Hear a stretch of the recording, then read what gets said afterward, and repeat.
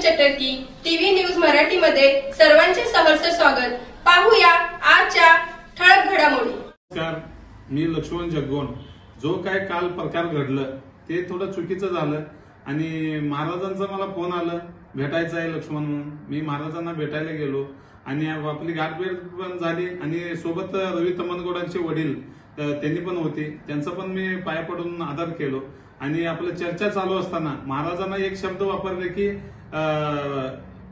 तू जन्मलास एका समाजामध्ये आणि नाव घेतोस दुसऱ्यांचं असं बोलली आणि नंतर ना त्यांनी एक शब्द एकदम खालच्या गलिच्छ भाषेमध्ये त्यांनी शब्द वापरला आणि वापरल्यानंतर मी महाराजांना म्हटलो, महाराज तुम्हाला हे शोभत नाही, तुम्ही बोल नका, आपलं धर्मगुरू आहे, तुमच्या पाया पडतोय, आम्ही आदर करतोय, हे सगळं करत असताना तुम्ही एकांचा प्रचार करणं हे योग्य वाटत नाही महाराज।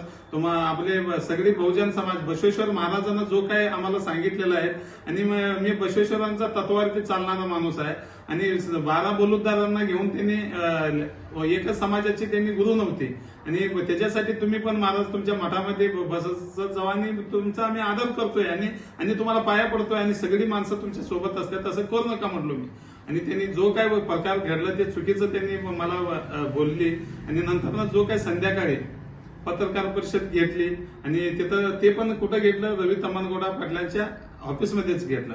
त्यांनी सगळ्यांना म्हणतात की मी प्रचारासाठी आलो नाही, मी भक्तांच्या घरी आलो आणि प्रचारावरची 3 गाड्या भरून माणसं होती, प्रचार करत होतं, तमनगोडाची वडील सोबत होती आणि हे सगळं झाल्यानंतर काल जो काय प्रकार घडला माझ्यावरती गुन्हा दाखल केलं आणि हे खरंच चुकीचं केलेलं आहे आणि मला एवढंच महाराजांना सांगणं आणि महाराजांची मला आदर आहे।